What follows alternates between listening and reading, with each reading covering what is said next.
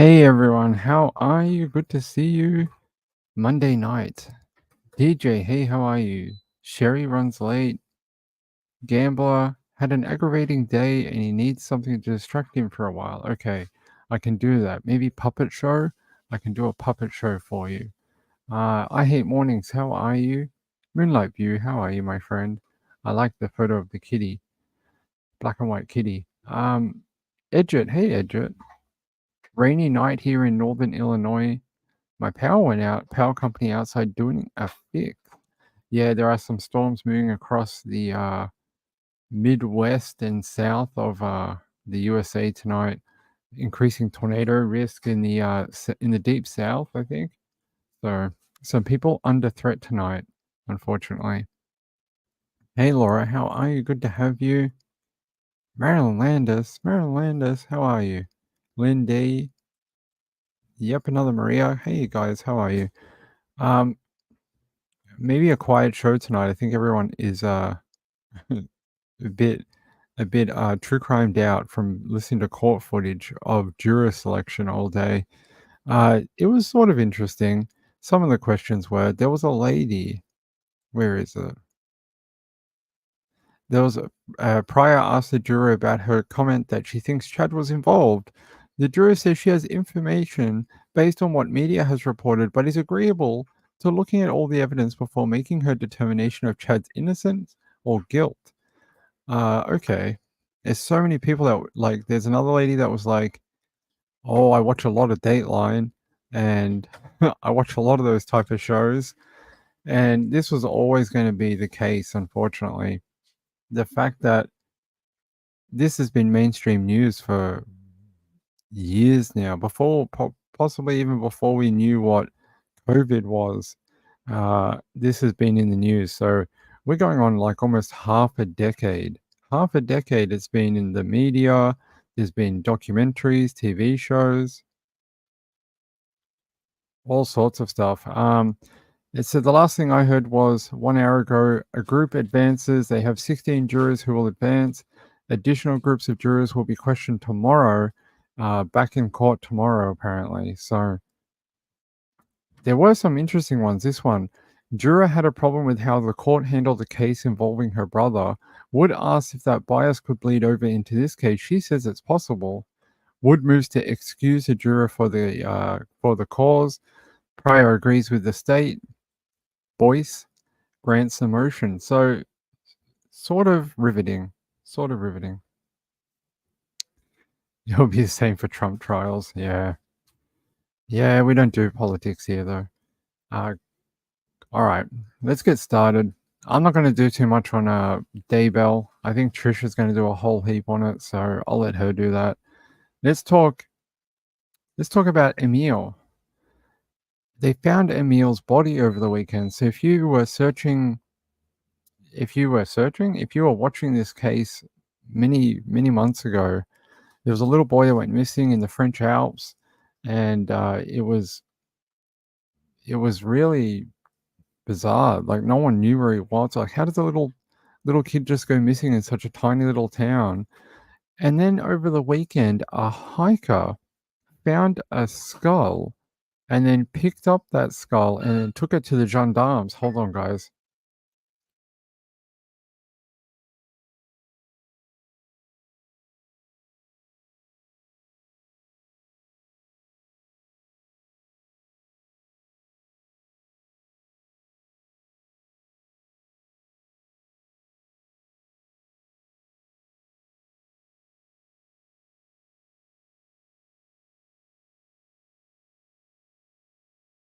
Sorry, guys.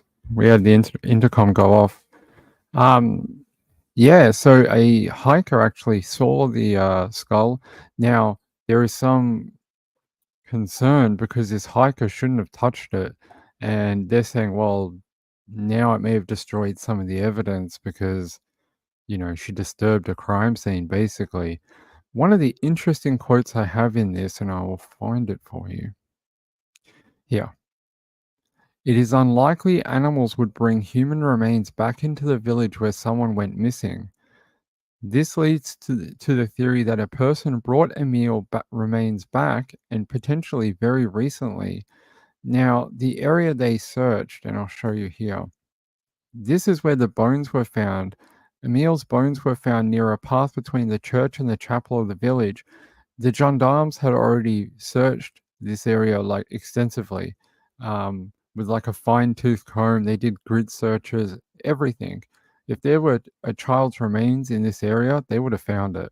And that is leading to some speculation that whoever had Emile hid him for a period of time and then has recently dumped his remains to be either be found, or maybe it was getting too hot close to them and they couldn't have him nearby. Don't know, but it is very, very suspicious. Here's the little boy that went missing. What a cute little kid. It's a very lovely photo, right? Reminds you something out of a you know, out of a movie or something. Little kid wearing a flower in his ear. It says here, I can't help but believe that an adult is involved in this matter. Emile would never have gone alone to where he was found. He said it was absolutely incomprehensible that Emile got into trouble by himself. So, very something a little strange is going on here. I want to find you the bit about the hiker being in trouble. Hold on.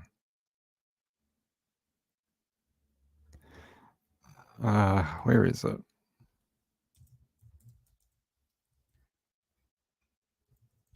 Sorry, let me try and find where this other bit is. There was a bit where they were saying that the hiker could be facing some sort of issue for touching it. It might be in the same article. Hold on, let me scan through it for a second. So apparently the mayor this morning said he could not understand why the remains hadn't been found sooner. There are people who regularly use the path nearby. He says, I used it last week. The volunteer searchers have been there, I am sure. I was there during the beatings on the ground. I think he means like the searchers for Emile, and the gendarmes couldn't have missed with the dogs. So they said there was even a logging there in autumn. So people cutting down trees. The woodcutters didn't see anything either. It's incomprehensible. Another resident says there's a trick going on. The body was found only 1 or 2 kilometers from his home, or from the place that he went missing from, in a place which has already been searched, researched, and notably with dogs. They said everything was raked. So they raked from top to bottom. There's no way anyone wouldn't have seen it before.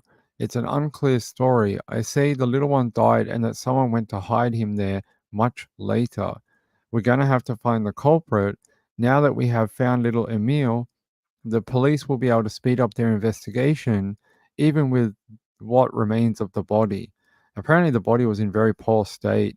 I think they said they found a skull and some bone, different bones. I'm not sure if they found everything, just that it was not in a great way. There was, I wish I could find this bit about the hiker. A source told the Mail Online it is being analyzed along with his bones in an attempt to establish cause of death. The deceased teeth have all been recovered too, but there are other elements of the body are gone. Drones and sniffer dogs are combing the entire area of the countryside to try and find more. It may be that body parts were taken away by wild animals, but no theory is being ruled out. Uh, They said there has been no trace of Emile since he went missing 8 months ago, with investigators refusing to rule out any theory for the tragedy, including abduction and murder. And it says, yeah, this is interesting. I don't know why I can't find this one. There was an article, it only came out about a couple of hours ago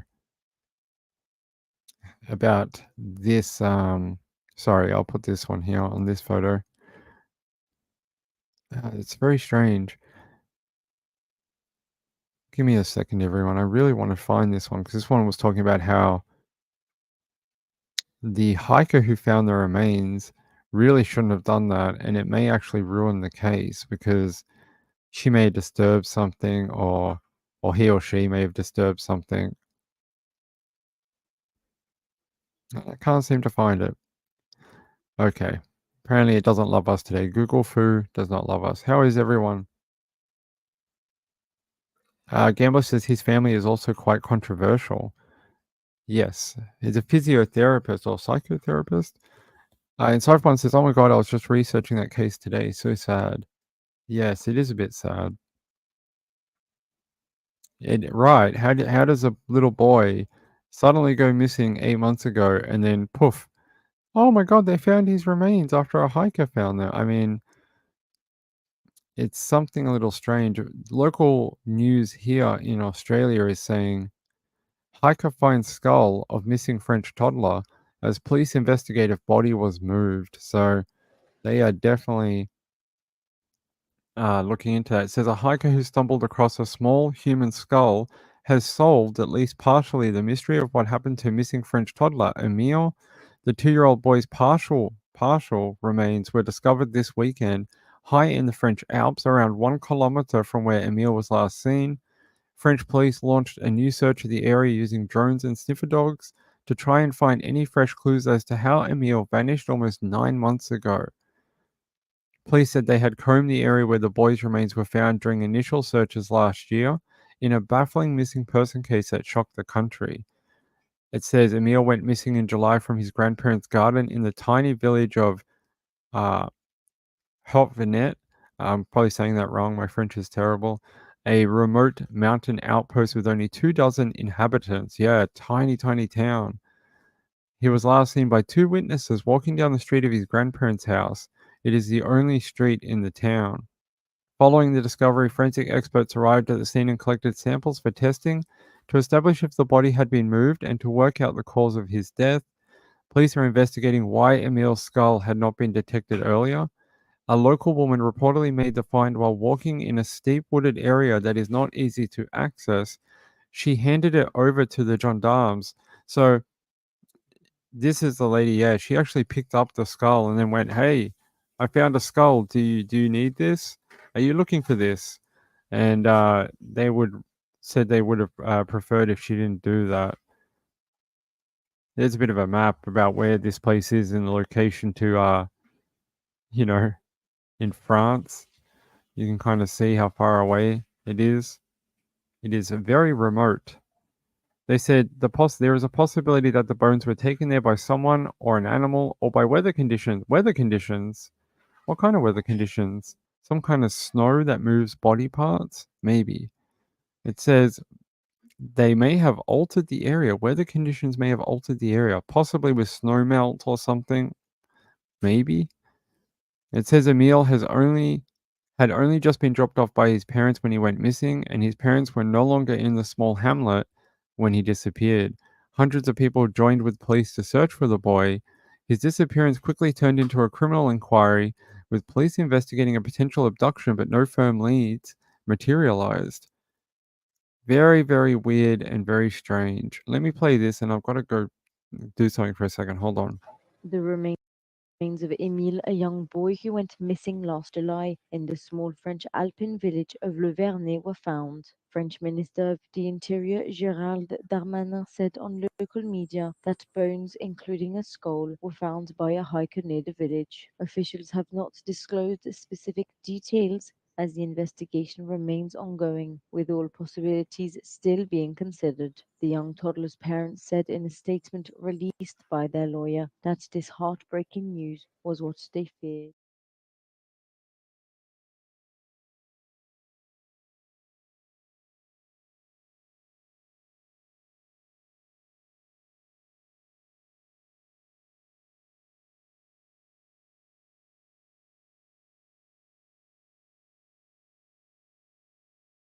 Well, let's take a look at what those temperatures around our country are going to do for you on this Tuesday morning. Good morning.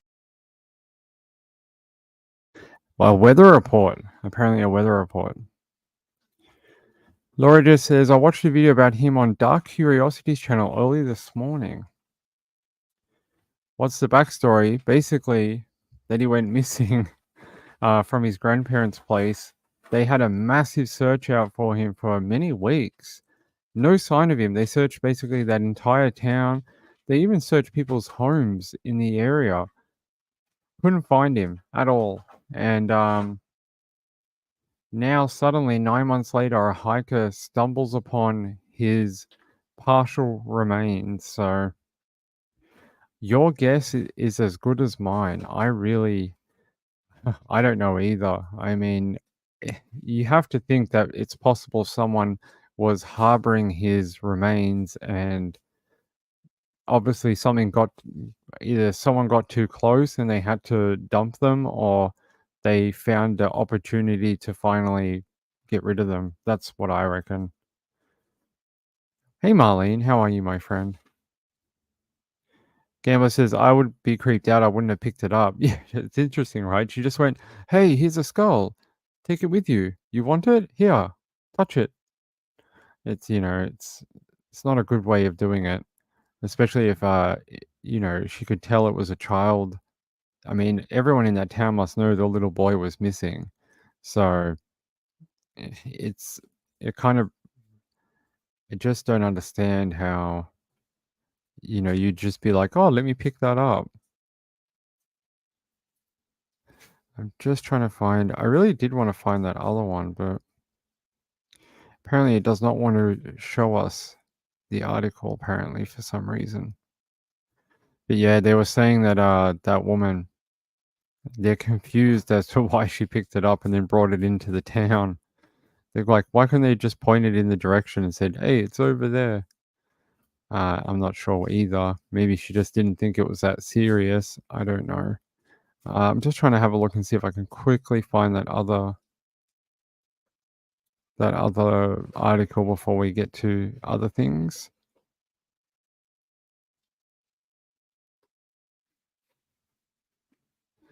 Yeah, no, it's still saying this is the latest article. It says the discovery of the French toddler Emile's remains close to his home this weekend in an area of the Alpine village already thoroughly searched by police has led locals to believe he was murdered. Ramblers found the bones of 2-year-old Emile on Saturday in the idyllic Alpine hamlet where he went missing last July. It says a source close to the investigation told Mail Online that only part of the body was found, with some bones and the skull being recovered. They said, yeah, it had the path between the church and the chapel or village, an area he said had been previously thoroughly searched by the gendarmes with a fine-tooth comb. He says it was absolutely incomprehensible that Emile, got himself there, basically. And I really want to find that quote about the hiker. The family's just thanking everyone for helping. And you can see them actually. Is this police stand near the site where the toddler's remains was found? Let's have a look. I've never seen this area. Let's have a look. It sort of looks how you expect. Like a very woody, mountainous, foresty area. Somewhere in there where there's something blue.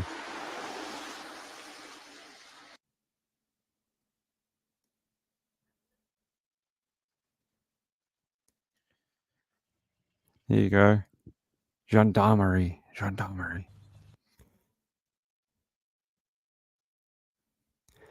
There you go. There's some photos of the area. You can see how many places there might be to find him, though. Like, look how hilly and, different nooks and crannies. Le Venet. It's very, not what we think of as a town. I'm just trying to see.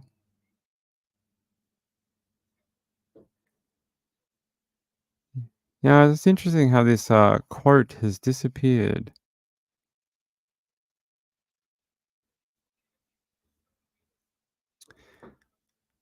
Sorry, guys. I'm just having a quick look. It says here, the extreme right-wing political background of the family has also been examined by police. Emile's father, Colomban, Soleil, 26, was arrested for an attack on foreigners in 2018. A countryside search for Emile was carried out after the little boy disappeared, but it yielded nothing. He appeared before judges and was released from custody after pledging to maintain the peace. That was his father. At the time, Mr. Soleil was an activist linked to Action Francois, the far-right nationalist and royalist group, as well as the neo-fascist Bastion Social. 3 years later, in 2021, both husband and wife stood as local election candidates in the Marseille area, supporting the Reconquest Party of Eric Zemmour, the convicted racist and Islamophobe who tried to become president of France last year. Their election slogan at the time identified them as friends of Eric Zemmour, who wanted to clean out the system. So people don't know what this is about. France has had a massive influx of immigrants or people coming from war-torn countries or across the borders, escaping their countries. And they've had a massive influx over the last, 10, 15, 20 years. And it's causing some local unrest. People are very sort of disapproving of how much immigration they're doing, how it's affecting the country, and the issues that come along with that type of influx of people who may not be familiar with the country and social norms and that type of thing. We have it here in Australia, unfortunately, as well. We get a lot of upset about immigration, and I'm sure America does too, with people coming across the southern border. It says he confirmed that Emile's parents' home in the southeast town near Marseille was searched back in July, while the grandparents' home nearby and in the Alps was also raided, so they've checked the family homes. The saga invokes the BBC series The Missing, in which a young boy vanishes whilst on holiday with his family in France, only to be killed in a hit-and-run accident after chasing a fox. I saw that series advertised a couple of years ago. I never watched it, but apparently it looked interesting. So there's the local police and searchers looking in the different areas. You get pretty tough terrain, but I reckon they probably did a pretty good job. There's an appeal for Emile. Yeah, that's it. That's all I have really for now, and hopefully we'll get more when they finish the forensic investigation of his remains, and if they find anything else. They only found a partial set. Maybe there's more of him out there and they will figure out where that went.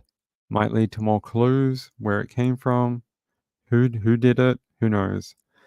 We'll find out in the coming week, I reckon.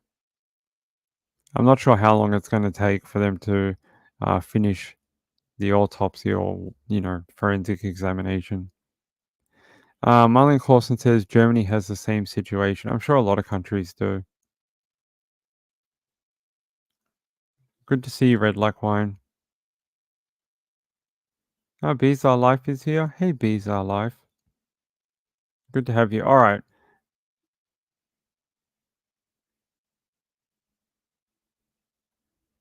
Gamma says, hard to say. All right, I don't know.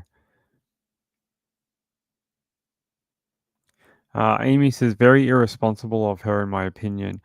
Yeah, I mean, I wouldn't pick up remains if I saw them out in a field. I'd probably alert authorities and show them where it is. So we don't know why she did that. I guess we'll find out. Hey, Bees, good to see you.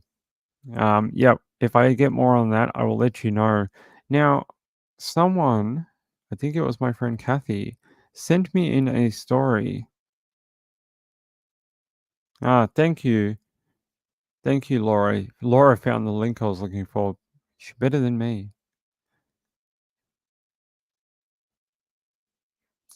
No, this isn't. Yes, here. This is the quote I was looking for. However, sources close to the investigation have claimed police fear the hiker may have removed key evidence when she moved the remains, with one insider telling Le, Le Figaro newspaper it would have been better if she hadn't touched anything. Of course, the police want the scene as it is. They don't want anything removed, touched before they get there. So who knows what she disturbed? Maybe she disturbed fingerprints in the soil or footprints or, who knows? Could be anything. It says the area has now reportedly been cordoned off and police are forensically studying the site where Emile's remains were found. Tests will also be carried out in an attempt to determine how long his body had stayed on that part of the ground. They should be able to figure it out depending on how, like things like moss, how much, micro plant life has started to grow. How long does that take? In what conditions? They'll send that off to scientists to figure all that out, and they'll be able to give a time frame. Yes, we hope you're okay, Bees Are Life. All right. Thanks for the link, Laura. I appreciate it. Now, there's a story out of America, and I want to show you, if I can show you. Sometimes I wonder if I can. Here. 2 friends go missing. Now, wait, that's that's not the right one. Oh, it's one of those days, people. Nothing going smoothly on the show. I'm going to have to do this the hard way. All right. For some reason, I refresh the link and it says the link is broken. All right, here we go. It says preacher's wife and her friend vanish as their vehicle is found abandoned, Oklahoma cops say. This is the 2 ladies, Oklahoma State Bureau of Investigation. The 2 women have been reported missing after the vehicle they were traveling in was discovered abandoned. The Texas County Sheriff's Office in Oklahoma requested help Saturday, March 30, following the disappearance of 27-year-old Victoria Butler and 39-year-old Jillian Kelly. The Oklahoma State Bureau of Investigation deemed their vanishings suspicious. The 2 women left Hugoton, Kansas on Saturday, but they never arrived to their intended destination. They were traveling together to pick up children. That sounds wrong without any context. What were they going out on the town to pick up children? Okay. According to the sheriff's office, their car was later found abandoned on the side of the road in Elkhart, in Kansas, which is near the state line with Oklahoma. Butler and Kelly's whereabouts are unknown as of April 1. Butler is described as 5 feet 4 inches tall with red hair and green eyes. She was last seen wearing a blue short-sleeved shirt and denim shorts. Kelly, who has brown hair and blue eyes, was last seen wearing whitewashed blue jeans with a long-sleeved shirt. Now, it says here, Willow Christian Church in Indianola, Nebraska, said Kelly is the wife of their new minister, Heath Kelly. He was appointed as the church's new minister in November, but had not yet begun his position. That's interesting. And I'm going to grab this one's name, Veronica Butler. And I just want to check if there's been an update. No. Doesn't seem to. 3 hours ago from Amarillo. Let's see if we can bring up this poster from Endangered Missing Advisory at Risk Missing Persons. Jillian D. Kelly, 39. She's the wife of the preacher. And her friend Veronica C. Butler, 27, 5'4", red hair, green eyes. And it says the Endangered Missing Alert has been activated by the Oklahoma Highway Patrol on behalf of the Texas County Sheriff's Office. Veronica and Jillian were traveling together to pick up children. They never made it to the pickup location. The car was located abandoned on the side of the road. Veronica has several tattoos, a Chinese symbol on her left forearm, a sunflower on her left shoulder. Jillian has a butterfly tattoo on her left forearm. Very strange. How did two women just go missing like that? I don't know. It's a pretty well traversed area too. Hold on, let me just see if I can find.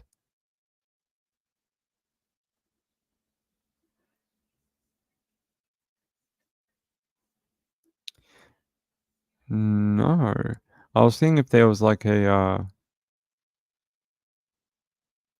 update from K4, which is an Oklahoma news station, which was covering it. No, they're talking about the tornadoes happening in that area of the US, not the missing women. Their last update from K4 was a few hours ago. We brought you last Saturday night at 10. USBI, the State Bureau of Investigation, now helping to find two missing women. Their car was abandoned in rural Texas County, south of the town of Elkhart, Kansas. They're trying to track down Veronica Butler and Jillian Kelly. Investigators say they were traveling together to pick up kids, but never made it. If you know anything, you're asked to call the Oklahoma State Bureau of Investigation. There we go. Sorry about that. Hey, Reby, how are you, my friend? You watching this and the weather? Oops. The weather is pretty wild out there. I hadn't had a look since we jumped on the air. There was a tornado warning that went up a couple of hours ago. The tornado threat's not supposed to happen until overnight because a lot of these storms haven't made it into the warm front or the warm sector. And once that happens, there is a stronger tornado risk later on, more like overnight leading into Tuesday. So could see some overnight tornadoes, which is very scary. I mean, it's the last thing you want to see at all, nighttime tornadoes. But apparently right now it's just saying major spring storm pushing east now. And it says tornado watch includes St. Louis at the moment. So at the moment it's just in St. Louis, and tornado threat includes much of Ohio tomorrow. So tomorrow is going to be your big destructive hail threat for Oklahoma, Kansas City, Missouri, and Illinois. So yes, storm threat closes schools in Tennessee. Tennessee is going to close a bunch of different schools for tomorrow, apparently, which will be interesting. I didn't know they did that in Tennessee. Actually, I can show you something. Give me a second. If I can upload this and I'll show you.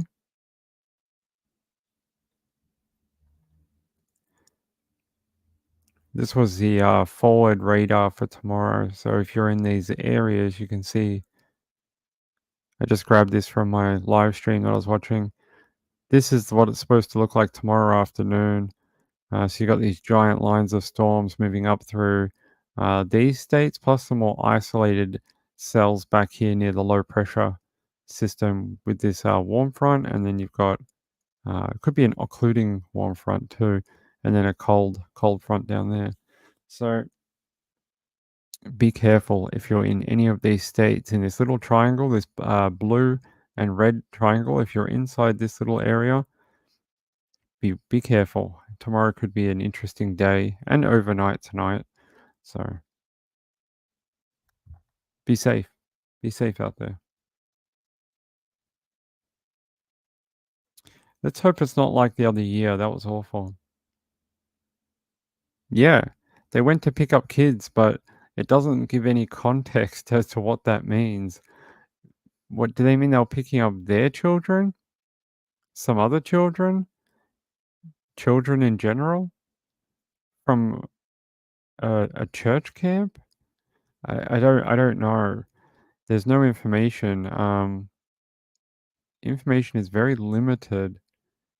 I'm just trying to see if there's been an update. USA Today, maybe? It says search is on for two Oklahoma mums missing under suspicious circumstances. They were last seen together. Their car was found abandoned. Here's another photo of them both. Veronica Butler and Gillian Kelly. I'm just trying to see what they mean by here.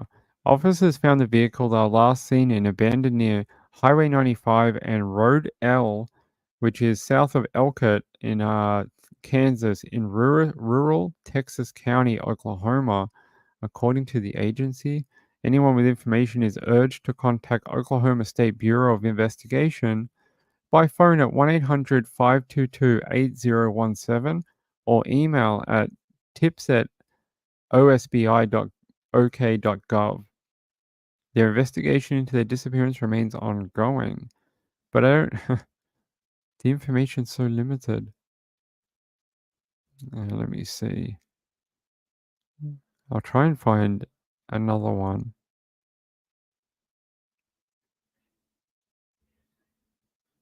You would think with 2 women missing, there would be a much more like they'd really want this news out there, but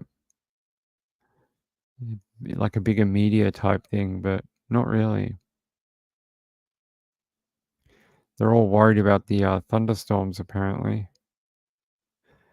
Yeah, I can show you this. Search underway for 2 women in Oklahoma after suspicious disappearance. There's their missing poster, EMA, Endangered Missing Advisory. The Oklahoma State Bureau of Investigation on Sunday announced its involvement in the probe at the request of Texas County Sheriff's Department, whose jurisdiction includes the isolated part of Oklahoma Panhandle where the woman's car was discovered. The alert deemed both women at risk, although few details have been shared publicly about the events leading up to the disappearance. Butler and Kelly were traveling to pick up children before they vanished. It doesn't give anything else other than that. I'm going to have to guess they mean their children, or maybe something to do with the church, like the church that their husband is a part of. They're going to go pick up children from a church function? I don't know. Maybe we'll find out tomorrow. Are they going to do a press conference? Let me search her name, Veronica. Oh no, let me search Gillian Kelly. Let me search it on Twitter and see if we get anything.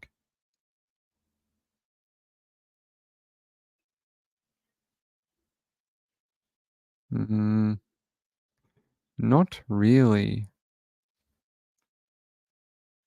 Their vehicle was found abandoned south of Kansas. If you have information, call law enforcement, apparently.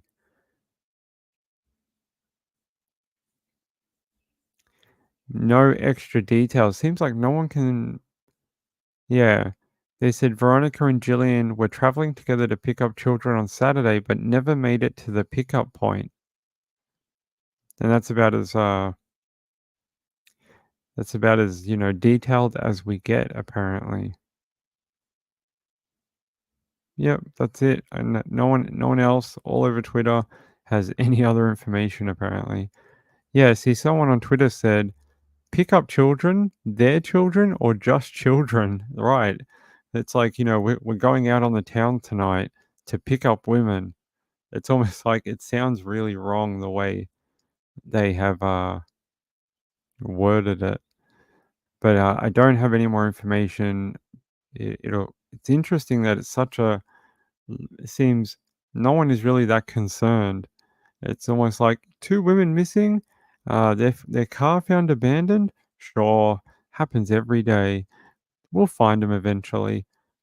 I'm surprised this isn't all over the national news. And Emily Narb says endangered, hopefully a presser tomorrow. Yes, I think we need a press conference for some more details and some more,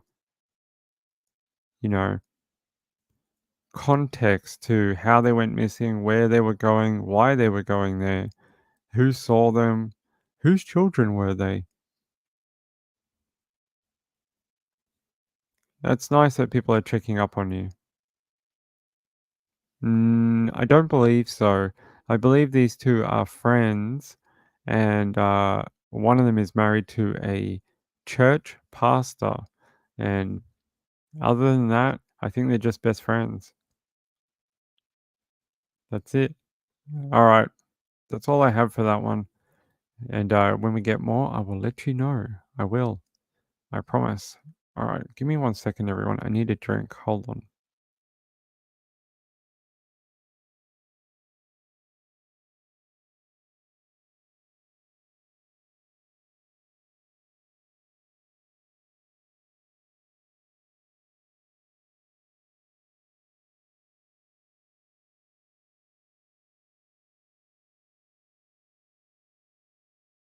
All right. We're back. We're back. Back and somewhat refreshed. Okay. Now I'm trying to stay away from the Chad Daybell stuff because I feel like every other channel on earth is going to do that today. So let's go into a missing woman who was found dead in California. Found dead in Arizona. She's from California, missing from California. And this was 1 day ago, unfortunately. Really, really sad. She'd been missing for a little while, I think. About a week or so. Let's watch the video and then we'll talk about it. Missing California woman Amanda found dead. A month-long search for 26-year-old Amanda Neniger coming to a heartbreaking end for her family, including her sister Marissa. I'm just really numb and upset, mad. The La Paz County Sheriff's Office says Amanda's nude body was found under a tree near Cibola in the Arizona desert Friday night. Who knows what she went through? Suffering for that many days out there alone. On February 28th, Amanda was reported missing after she was last seen in Blythe, California, which is near the Arizona border. Arizona's family obtained 911 calls between Amanda and the El Centro, California Highway Patrol station the day before she vanished. She called for help after getting stuck in a ditch. I'm to like a high mountain and I'm wearing pink. Okay, so you're on Highway 78, you think, and then what would be the nearest cross street? I'm not sure. I see a field. I'm trying to get a location on you, but I'm not getting one. Amanda gave the dispatcher her coordinates, but they looked in the wrong area. This young lady was trying to get help. She called 911. The La Paz County Sheriff William Pons says his department never got a call from the California dispatch station. It wasn't until a week after that 911 call that his agency got word Amanda was missing from her loved ones who found her car in the Cibola desert. We used drones. We used personnel on the ground, people in off-road vehicles. Also, people on horseback came out and tried to search. But nothing came up. On Friday night, Pons says a search and rescue expert, part of Amanda's family, found her body about 2 miles north from her car. He says a rose tattoo on her hand helped identify her, and because her clothes were found not too far from her body, investigators believe she may have been trying to cool off before possibly dying from exposure. We were hopeful that we could find her alive and that she would be okay. It's very disheartening when it comes to something like this. Both Pons and Marissa wishing the coordinates Amanda gave dispatch would have gotten to her family and the sheriff's office sooner. Had we gotten that much sooner, I think we could have located her alive and been able to bring her home. Whoever that dispatcher was, he failed my sister horribly. The family have every right to feel upset at that. The fact that those coordinates were not passed on. Who knows if it would have changed the outcome, but it's not about that. It's about that we'll never know because they weren't given the chance to, find a closer location. I mean, that must be horrible, mentally to replay that over and over. That what if we just got there? What if we got there a little earlier? What if we got those coordinates? I mean, I think they said that that's not the truth. Some cactus plants can have water inside, but some of them actually contain basically it's like sap, and it's not good for you. and it'll actually dehydrate you faster. It's some sort of like old cowboy type myth, and it's not actually real, I don't think. I saw it there's a show on the Weather Channel with a guy who does sort of like, I think it's called Will You Survive? And he takes you to these different, he's sort of like he's sort of like a Walmart version Bear Grylls. And he sort of like takes you through these different survival methods. And I think one of them was a cactus thing. And I don't think it's real.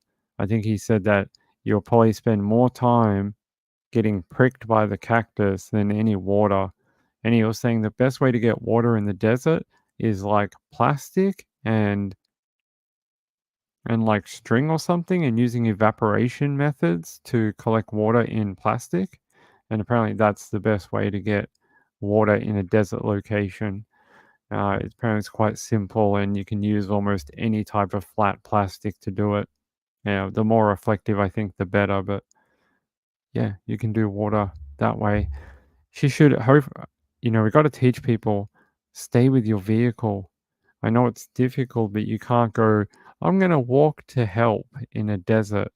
And unfortunately, it happens in Australia as well, being that we have a giant desert here. People get broken down, and then they try to walk for it, and they succumb to the elements, unfortunately. So give me a second. I just want to find a bit more information on Amanda. Here. Sorry we're using Fox News, but it is what it is. It says missing woman found dead near California-Arizona border, according to officials. Last seen alive February 28th in Blythe, California. And it says, according to the county sheriff's office in Arizona, they said in a statement the 27-year-old was found deceased near the California-Arizona border nearly a month after her reported disappearance. It's a long time considering she did ring authorities, right? Finding her, considering it was a family member who found her remains, that would have been extremely difficult to come across. Imagine coming across a loved one who's been out in the desert for a month. I mean, that would have been awful. It says Amanda was last seen alive on February 28th in Blythe, California. According to the county officials, back on March 12, authorities said that her vehicle had been located in the La Paz County south of Cibola or Cibola. The family has been notified and issued a statement requesting privacy and thanked the public for their assistance in trying to locate Amanda. We ask that you please respect the family during this time and avoid spreading rumors and assumptions. The circumstances leading up to her death and how she died were not immediately available. Well, when you listen to her sister and family members talk about it, it sounds like she may have broken down and then tried to make a walk for it. That's almost what it seems like, but there's a photo of her. Very pretty young lady. Very pretty. It says her family released a statement about her death in a Facebook group saying, "It is with a heavy heart that we must report to you that she was found deceased last night, Friday, March 29th, 2024, and is no longer a missing persons case. We have many questions and have been informed that her death is being investigated and an autopsy will follow. Our hearts are broken and we will miss her dearly. Please grant our family privacy as we mourn the loss of Amanda and prepare for the days ahead of us." There's these photos, they're not. I've noticed in America these photos are very common. These type of angelic, kind of cloudy, heaven wings and halos. They're very common, especially in the African American community. When someone dies, you see a lot of this type of. They do this type of like death art, and it's not really common here in Australia.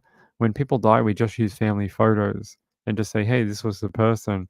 But I've noticed in America, this kind of type of photo is really popular when people pass away. I've noticed them in quite a lot of cases, actually. Jojo says, dig a hole and water will collect. Yes, I think that's the plastic method, the evaporation method he was talking about on the show. Carry, if you're going anywhere near a desert, you have to carry like, I can't remember how much it is, but it's X amount of water for every day. You know, it's a lot of water because it gets so hot. Okay, Sienna, you get a pass for tonight. Yeah, sad update. We want missing people to come home. We don't want them to be found dead. That's not what we want.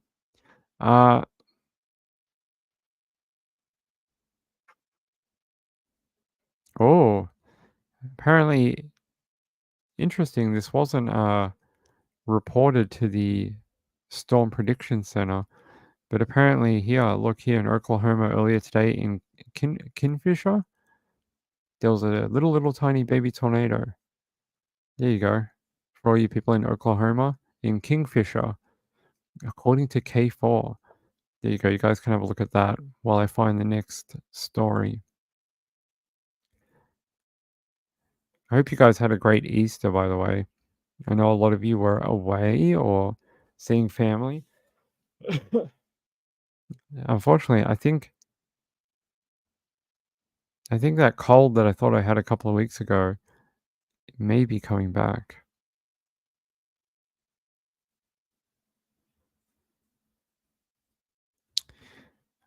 Hold on.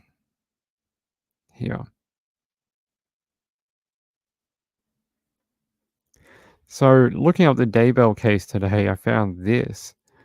12-year-old Idaho girl found in Washington after using dating app. Man charged with, that R word. Here's a photo of him. Austin Holbrook is accused of taking a 12-year-old girl from Idaho to his parents' house in Kennewick in Washington. He allegedly, sexually assaulted her. It says a former security guard is accused of hiding a 12-year-old Idaho runaway in his room in Washington for 5 days and, sexually assaulting her. Then a neighbor got suspicious and called police. When officers found the girl in Austin Holbrook's parents' home, she also was dehydrated and malnourished, according to court documents. Holbrook 20 faces 2 counts of second-degree child, R word with special allegation of her being a runaway. Yeah, I didn't know you could do that. Special allegation of her being a runaway. He's being held in the Benton County Jail in lieu of $500,000 in bond. Holbrook met the Nampa, Idaho preteen through the Hilly dating app, court documents said. App users are supposed to be 18 years or older according to the service's community rules. After talking with the girl, he allegedly arranged to pick her up. He drove her from Kennewick to Idaho in his father's Dodge Durango to pick her up on March 15. Holbrook told investigators he parked around the corner while she snuck out of her house. This is very dangerous activity, little kids. The girl told police that Holbrook said he would protect her if her mum filed a missing person report. He allegedly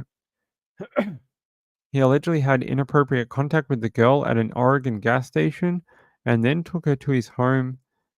He had her hide in his room while his mum was home, and she could only leave to shower and eat after his mum left. He also allegedly sexually assaulted her while in his room. A neighbor noticed Holbrook's suspiciously young girlfriend and called police. Court documents said detectives found Holbrook and the girl in the East 16th Avenue home. A medical exam found she was malnourished and dehydrated. She told investigators Holbrook was speaking with her 13 and 14-year-old friends as well. The Nampa Police Department has issued a notice asking anyone who had contact with him to reach out to them. While the court documents don't say what Holbrook's latest job was, his LinkedIn profile says he previously worked in Boardman, Oregon as an unarmed security guard. He was no longer working there as of November 2023. Another one. It was only a couple of months ago that we had a girl in Seattle. She was put into a ride share and taken like 4 states from home to a man who wanted to basically, do the same thing this guy did, abuse her. And yeah, he actually paid like it was like a lot of money, $1,000 or something, to have her in like an Uber, and Ubered her across 4 different states. And now you have this one, a 12-year-old Idaho girl. They found her in Washington. These dating apps, you got to be so careful.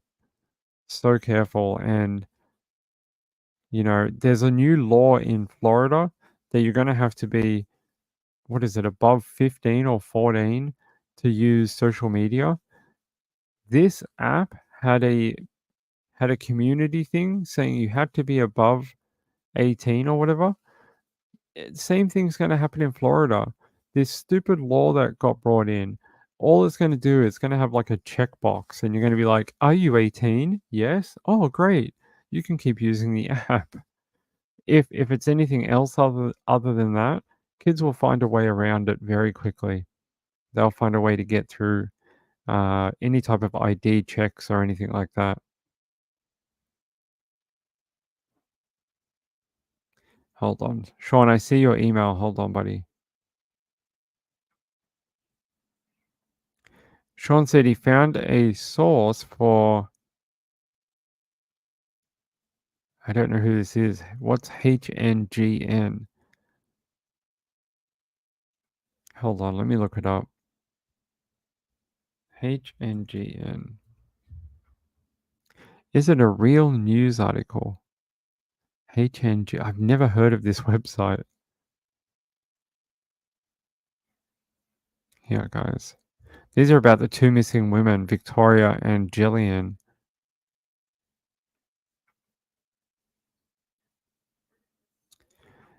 They disappeared in rural Oklahoma while on their way to pick up the second woman's children, according to authorities. I wonder if that is something they are, just assuming, because no other source has that. Every other source just has they went to pick up children. Let's see, hold on.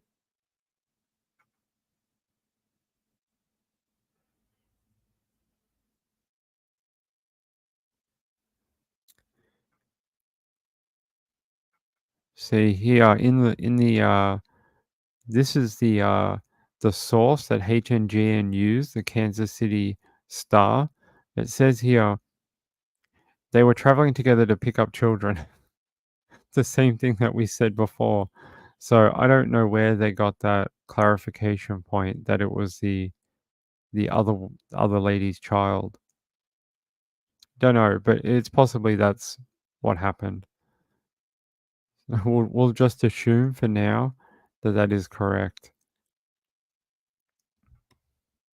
He's somewhere. Mila View says, "Where is Sean tonight?" He's around because he emailed me. He might be listening. He might be listening. He also sent a photo, but I don't know if I can upload it. Hold on. Okay. Yep. Apparently,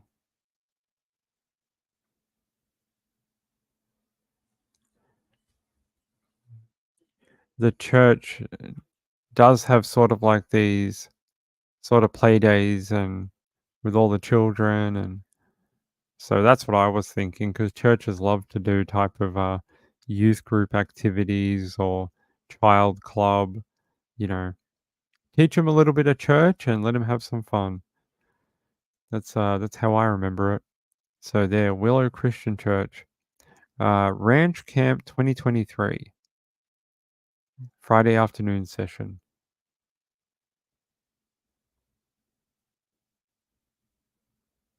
Which lady was it? Which one did they say? Hold on, let me check that.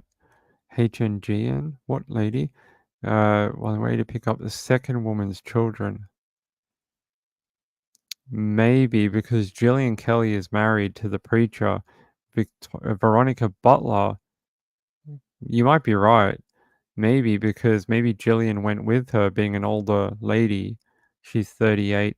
Veronica is 27. Maybe she was going as sort of like support. Like she was like, "Oh, I'll go with you, you know. He's not going to do anything if I'm there." Although we heard about that case last week, remember that? 2 women killed when they went to pick up the children in a custody thing. The man actually shot his ex-wife and her friend who came along as support, killed them both, and then went and shot himself. Oh, no, it was their kids' ranch. Hold on.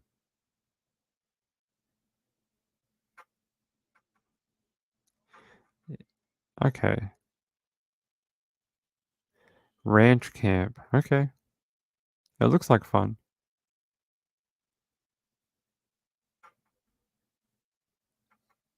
I know, right? That guy that called the police is really what an intuitive guy. The fact he thought something was a little iffy and that he called police because he thought the girl was very young. What a great neighbor. A nosy neighbor, but a great neighbor. He saved that girl. He really did. I Hate Morning says, I was thinking someone watched the kids while they moved to the new church. Maybe that could be it too. Gambler says, reminds me of one from years ago. The guy was keeping a young girl in the upstairs of the house. His parents lived in the house, I think. Sounds familiar. It sounds unreal. It does. I agree. We'll find out. I'm sure they're going to have to do a press conference at least tomorrow on Tuesday for these 2 women. Like, 2 women don't just disappear going to pick up some kids. There's something wrong there. Like, they found the car? Where are they? It's something's a little wrong. Hold on, guys. 1 second.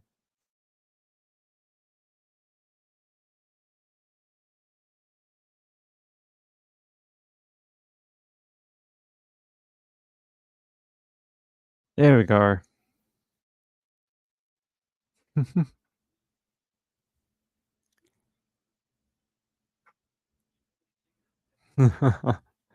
That's so funny. Red Like Wine said, I just started yelling, I know to my dog, but in the way Ping says it, and my dog went nuts. That's pretty funny. All right. Let's continue. We have more stories to talk about. Oh, apparently Nancy Grace is going to do something on Riley Strain tomorrow. Some sort of podcast, apparently. Or she's already done it. She already did it. Okay, so if you want to listen to her, you can. She has it on YouTube, apparently. No pants, no wallet, no water in the lungs, no accident. Dun dun dun. We'll find out. I think the second autopsy or the first autopsy could show us a few.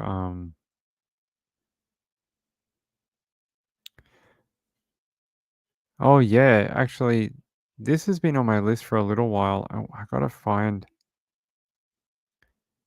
No, that's okay. I was going to do that, but I won't. I'll save that for another night. It's really detailed. Let's talk about Caleb. Someone in the chat yesterday actually told me about the increase in the reward. Here. Hey, stop that. Deadline is drawing near for the reward for anyone with information on the whereabouts of Caleb Harris to come forward.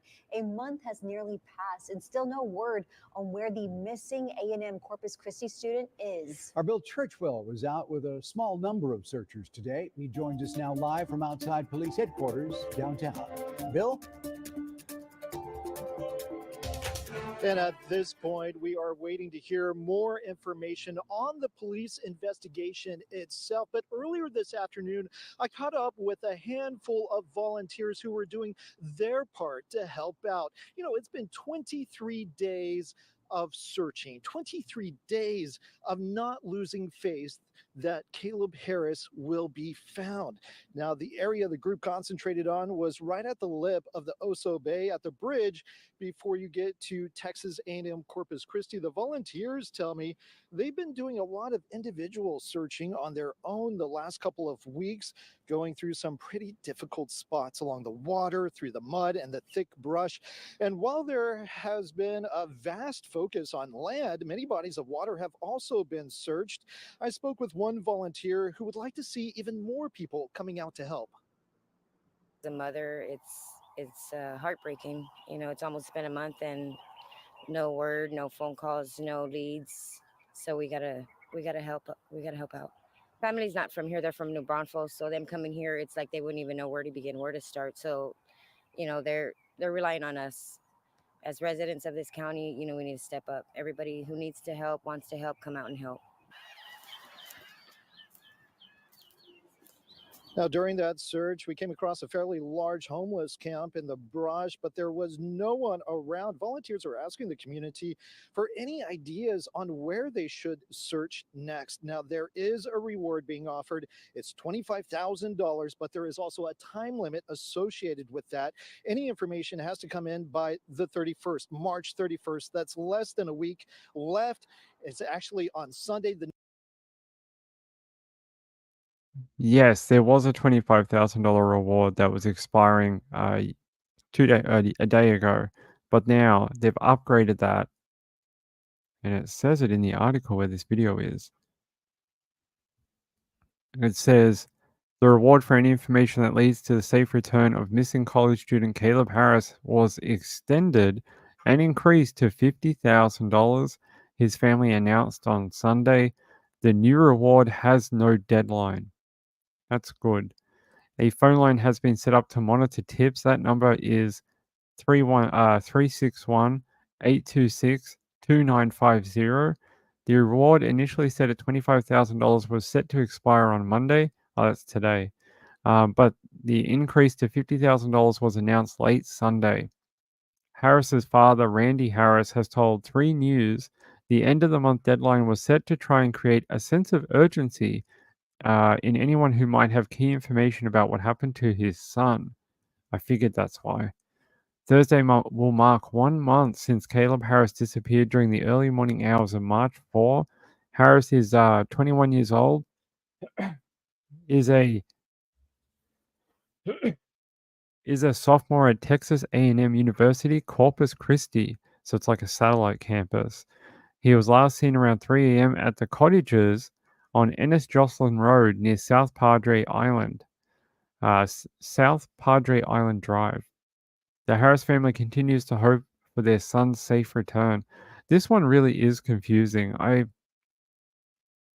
Where did he go in 20 minutes? If it's not deliberate, if he didn't run away, because if you're going to run away, you're going to take the food you ordered, right? You're going to wait 5 minutes, let the Uber guy turn up, or Uber woman, and grab the food and take it with you and eat it on your, wherever you're going. You're not going to be like, oh, I just spent my money, I ordered the food, but I'm going to disappear, just to make it seem more dramatic and interesting. I want people to worry and make it seem more mysterious. That's you're not going to do that. That's why something is a little off.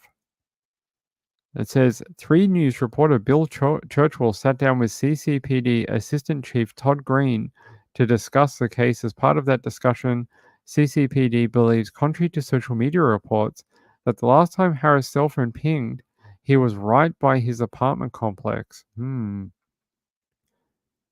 They said, I think there was some bad information that intended to show that his phone was pinging miles away from where he lived or where he was last seen, Green said. I think as we've progressed in the last couple of weeks and reanalyzed that information and gathered more information from the cell providers, the working theory we have right now is that the last ping was probably right either in the complex or out on the street right in front of the complex. So his last ping wasn't, I think they said it was like a suburb away, which sometimes cell information can look like that. And you really have to know what you're looking at and how to analyze that information, because you can't just look at the thing and go, oh, he was there. You really have to know how to use the cell phone tower, how tall it is, how far away, different conditions.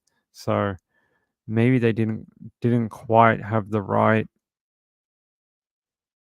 analyst having a look at it. It says Corpus Christi police told 3 News that they went to more than 50 businesses and private residences and got 27 different sources of video from the morning Harris went missing. The problem with that, it's a lot of it is very difficult to see because it was so foggy that night. CCPD Assistant Chief Todd Green said, but it is valuable to us. We are using it. Wow. More than 27 different sources of video from the morning that Harris went missing. Is he on any of them? Anything? Is there a car that keeps, milling around? They said there are many other topics discussed in the 15-minute interview. Watch the full interview below. Actually, I'll put that in the chat if you haven't seen it. I will grab that link. Here's the 15-minute interview with the CCPD chief.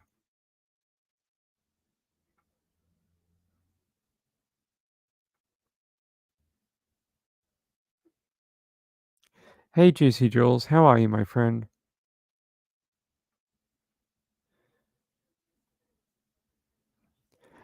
Right. If you're going to leave and run away, you want to take like your car, you want to take your wallet, ID.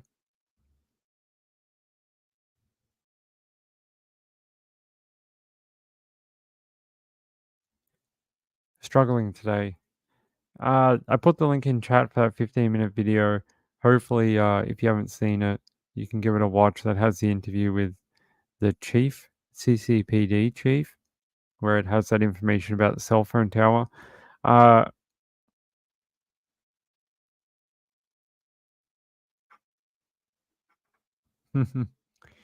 Heard Like Wine says he likes the Aussie accent.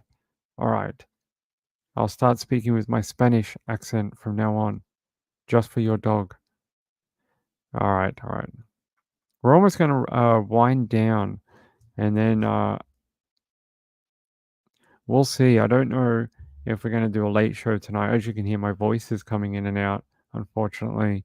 It's really crackly, and I don't know if I should push it and do another show tonight or just leave it and rest it until tomorrow and see if it's any better.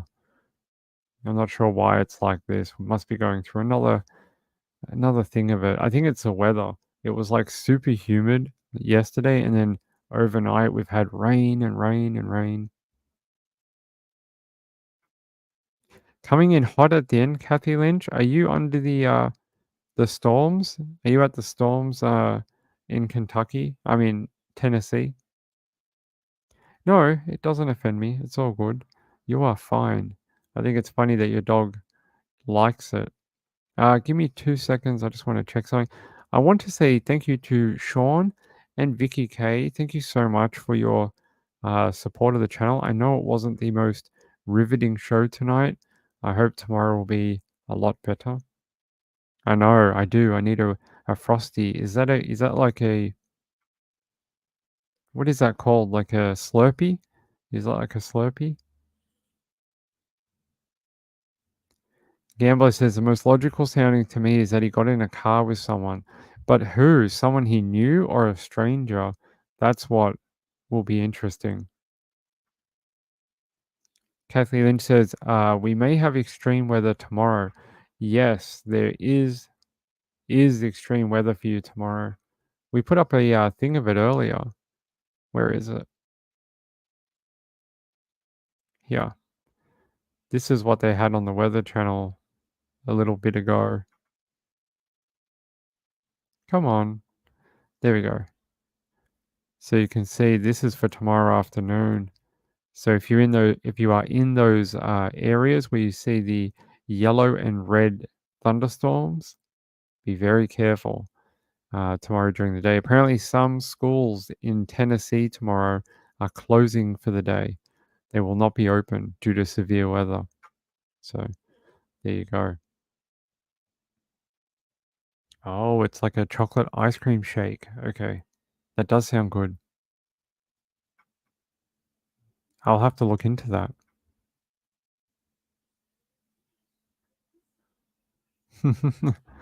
You'll have to record a video of you doing that, Red Like Wine.